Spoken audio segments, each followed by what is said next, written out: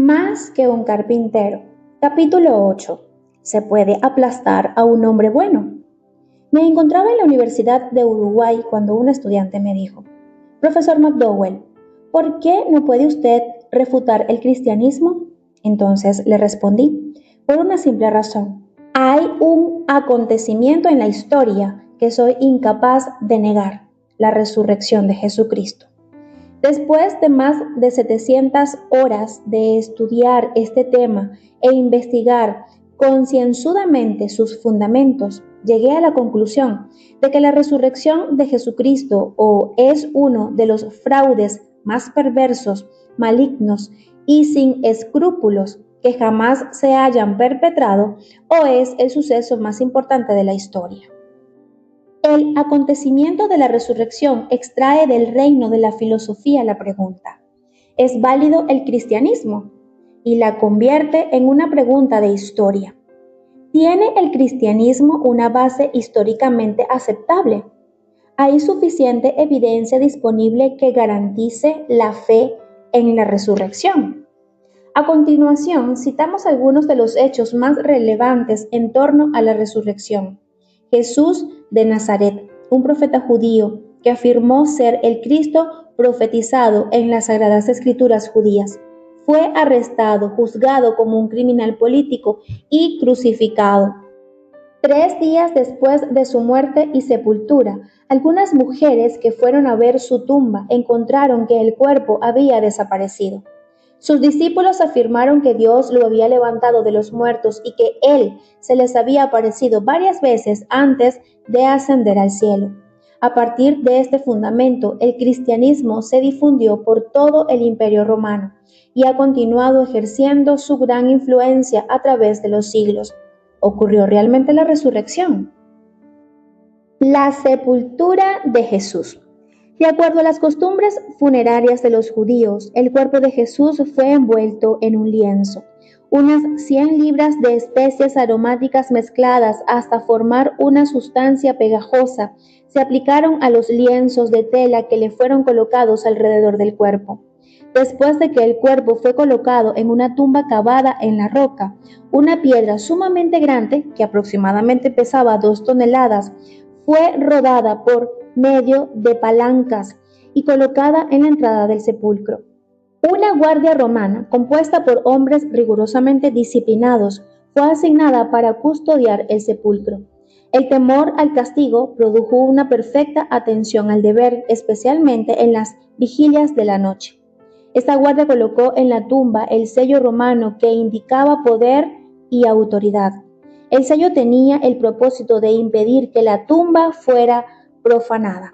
Cualquiera que hubiera tratado de mover la piedra de la entrada del sepulcro habría roto el sello, y como consecuencia la justicia romana habría actuado con su severidad tradicional. Sin embargo, la tumba estaba vacía.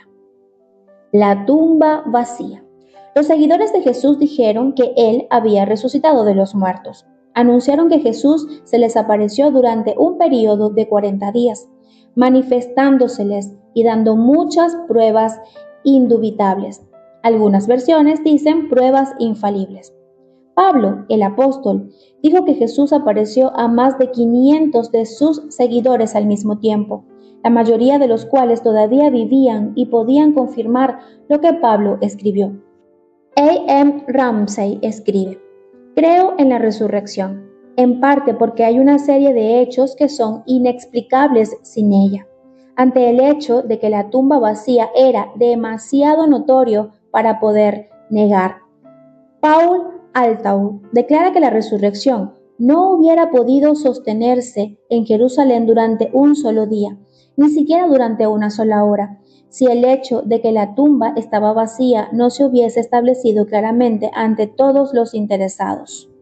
Paul L. Meyer concluye: si se pesan cuidadosamente y justamente todas las evidencias, es justificable según los cánones de la investigación histórica llegar a la conclusión de que la tumba en que Jesús fue sepultado se halló realmente vacía en la mañana del primer día de resurrección. Hasta ahora no se ha descubierto ni una pizca de evidencia en las fuentes literarias, ni en la epigrafía, ni en la arqueología, que niegue esta afirmación.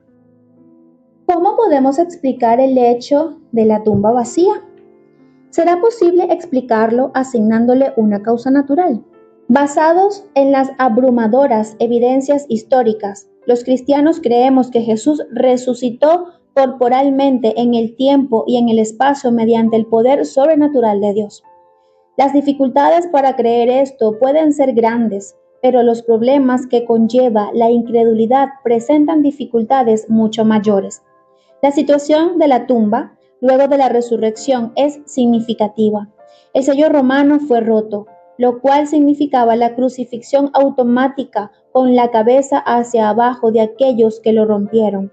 La gran piedra fue quitada y removida, no solo de la entrada del sepulcro, sino de toda la zona del sepulcro. Como tal, parecía como si alguien la hubiera levantado y la hubiera llevado. La guardia había huido. Justino, en su resumen 49.16, enumera 18 faltas por las cuales un pelotón de guardia hubiera podido ser condenado a muerte. Entre estas se incluye el quedarse dormido o dejar sin guardia la posición que se le asignó. Las mujeres llegaron y hallaron la tumba vacía. Sintieron pánico y regresaron a contárselo a los hombres. Pedro y Juan corrieron hacia la tumba. Juan llegó primero, pero no entró en ella. Miró hacia adentro y allí estaban los lienzos funerarios, un poco ahuecados, pero la vio vacía. El cuerpo de Cristo había pasado a través de los lienzos hacia una nueva existencia. Reconocemos que esto haría que creyeras, al menos por el momento. Las teorías que se ofrecen para explicar la resurrección basadas en causas naturales son débiles y más bien ayudan a robustecer la confianza en la verdad de la resurrección. La teoría de la tumba equivocada. Una teoría definida por Kinsop Ley asume que las mujeres que informaron que el cuerpo no estaba en la tumba fue porque habían ido a otro sepulcro. Si fue así, entonces los discípulos que acudieron a comprobar el anuncio de las mujeres también debieron equivocarse de tumba. Es evidente, sin embargo, que las autoridades judías que habían pedido que una guardia romana vigilara el sepulcro para impedir que el cuerpo fuera robado, no se hubieran equivocado con respecto a la localización de la tumba. Tampoco se equivocaron los guardias romanos, pues ellos estuvieron allí. Si hubiera habido otra tumba relacionada con este asunto, las autoridades judías no hubieran perdido tiempo, sino que hubieran exhibido el cuerpo que estaba en la verdadera tumba, silenciando para siempre y en forma eficaz cualquier rumor acerca de la resurrección. Otro intento que se hace para explicar la resurrección afirma que las apariciones de Jesús después de la resurrección fueron ilusiones o alucinaciones colectivas. Esta teoría carece del apoyo de los principios psicológicos que rigen a las apariciones y alucinaciones. Tampoco coincide con la situación histórica ni con el estado mental de los apóstoles. De modo que, ¿dónde estaba el verdadero cuerpo y por qué no fue exhibido? La teoría del desvanecimiento. Popularizada por Venturini hace varios siglos y citada con mucha frecuencia actualmente, la teoría del desvanecimiento dice que Jesús realmente no murió, sino que solamente se desmayó por el agotamiento y la pérdida de sangre. Todos pensaron que había muerto, pero posteriormente se reanimó y los discípulos creyeron que había resucitado. Samuel Vila, conocido por sus escritos de carácter apologético, rebatiendo la obra escrita por Ibarreta, La religión al alcance de todos, al analizar una posible reanimación natural de Cristo en el sepulcro, responde: esta hipótesis solo tiene la ventaja de ser un poco más absurda que las anteriores, porque participa de los inconvenientes de ambas: alucinación, robo del cuerpo y fraude, sin aportar ninguna ventaja. En efecto, ¿cómo podría un cuerpo herido, debilitado por la pérdida de sangre y por los tormentos que antecedieron a la crucifixión, traspasado por la lanza del soldado y embalsamado con unas 100 libras de ungüento aromático, dentro de un estrecho sarcófago, lo que por sí solo había bastado para asfixiarle, volver a la vida, levantar una pesada losa que 4 mujeres no serían capaces de remover y encaminarse por sí mismo al cenáculo de Jerusalén.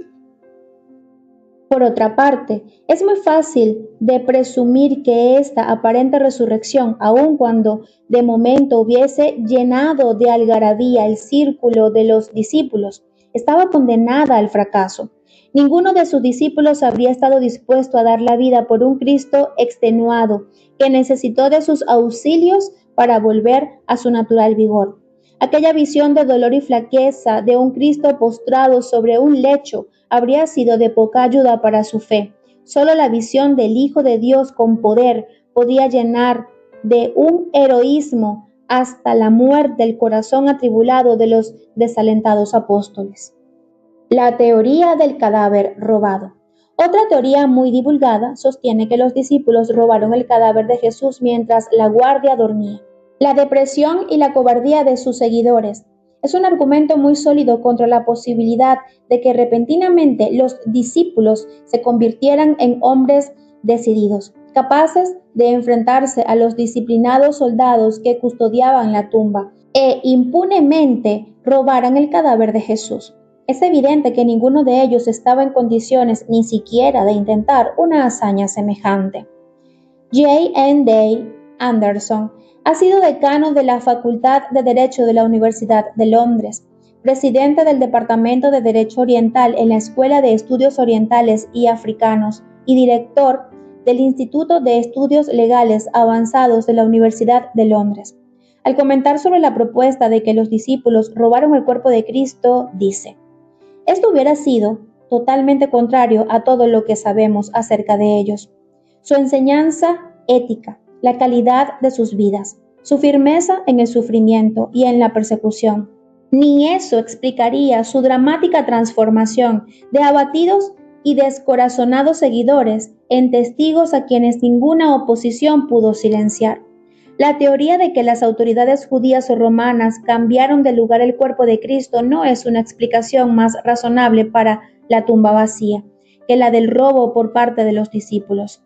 Si las autoridades hubieran tenido el cuerpo en su poder o sabían dónde estaba, ¿por qué cuando los discípulos anunciaron la resurrección no explicaron que ellos habían tomado el cuerpo? Si ellos lo tenían, ¿por qué no explicaron exactamente dónde estaba? ¿Por qué no recuperaron el cadáver, lo pusieron en una carreta y lo llevaron por el centro de Jerusalén? Dicha prueba ciertamente habría destruido el cristianismo. El doctor John Warwick Montgomery comenta: se necesita credibilidad para aceptar que los cristianos primitivos pudieron haber inventado la leyenda y luego haberla predicado entre aquellos individuos que fácilmente hubieran podido refutarla, simplemente exhibiendo el cuerpo de Jesús. Evidencias de la resurrección. El profesor Thomas Arnold, quien durante 14 años fue rector de la Universidad de Rugby, fue autor de los 3 volúmenes de la famosa obra Historia de Roma y era presidente del Departamento de Historia Moderna en la Universidad de Oxford. Estaba bien familiarizado con el valor de la evidencia para determinar los hechos históricos. Él dijo: he estado acostumbrado durante muchos años a estudiar la historia de otras épocas y a examinar y pesar las evidencias de los que han escrito acerca de esos tiempos, y no conozco ningún acontecimiento de la historia de la humanidad que esté probado por las mejores y más completas evidencias de todo tipo, para la comprensión de un investigador imparcial, que la gran señal que Dios nos ha dado de que Cristo murió y resucitó de los muertos. El erudito inglés Butke Foss Westcott dijo: tomando todas las evidencias en conjunto, no es mucho decir que no hay acontecimiento histórico mejor o más variadamente sustentado que la resurrección de Cristo. Nada, sino el presumir anticipadamente que ésta tiene que ser falsa, pudiera haber sugerido la deficiencia en la prueba de ella. El doctor Simon Grigleaf fue uno de los juristas de más prestigio en los Estados Unidos. Él fue el famoso profesor de Derecho Real en la Universidad de Harvard, y sucedió al magistrado Joseph Storr como profesor de Derecho danés en la misma universidad. H. Knott, en su obra Diccionario de Biografías Americanas, dice acerca de él: a los esfuerzos de Story y Greenleaf se atribuye el encubrimiento de la Escuela de Derecho de Harvard, a la eminente posición que ocupa entre las universidades de derecho de los Estados Unidos de Norteamérica. Mientras desempeñaba el cargo de profesor de Derecho en la Universidad de Harvard, Greenleaf escribió un volumen en el cual examinó el valor legal del testimonio de los apóstoles con respecto a la resurrección de Cristo. Observó que era imposible que los apóstoles pudieran haber persistido en afirmar las verdades que ellos habían narrado. Si Jesús realmente no hubiera resucitado de los muertos, y si ellos no hubieran sabido tan ciertamente ese hecho como sabían cualquier otro, Greenleaf concluyó que la resurrección de Cristo era uno de los acontecimientos mejor comprobados de la historia según las leyes de evidencia legal que se administran en los tribunales de justicia. Otro abogado, Frank Morrison, se dedicó a refutar las evidencias de la resurrección. Él pensó que la vida de Jesús fue una de las más bellas que jamás se haya vivido, pero cuando se trataba de la resurrección, él pensaba que alguien había interpolado un mito en la historia de Jesús. Se propuso escribir una narración de los últimos días de Jesús y, por supuesto, descartaría la resurrección. Él concluyó que un enfoque de Jesús inteligente y racional descontaría por completo la resurrección. Sin embargo, al confrontar los hechos objetivamente y auxiliado por su formación jurídica, tuvo que cambiar su modo de pensar. Con el tiempo, escribió un libro que en su época llegó a ser el de mayor venta. ¿Quién quitó la piedra? El primer capítulo lo tituló El libro que rehusó ser escrito, y el resto de los capítulos tratan decisivamente con las evidencias de la resurrección de Cristo. George Eldon Ladd concluye: la única explicación racional de estos hechos históricos es que Dios levantó a Jesús en forma corporal. El que cree en el Señor Jesucristo hoy puede confiar definitivamente, como ocurrió con los primeros cristianos, de que su fe no se basa en mitos y leyendas, sino en el sólido hecho histórico de Cristo resucitado y de la tumba vacía. Lo más importante de todo es que el individuo que cree puede experimentar personalmente el poder de Cristo resucitado en su vida. En primer lugar, puede saber que sus pecados le son perdonados. En segundo lugar, puede estar seguro de la vida eterna y de que Él mismo resucitará de entre los muertos. Y tercero, que puede ser liberado de una vida vacía y sin significado y ser transformado en una nueva criatura en Cristo Jesús. ¿Cuál es su evaluación y cuál es su decisión? ¿Qué piensa de la tumba vacía?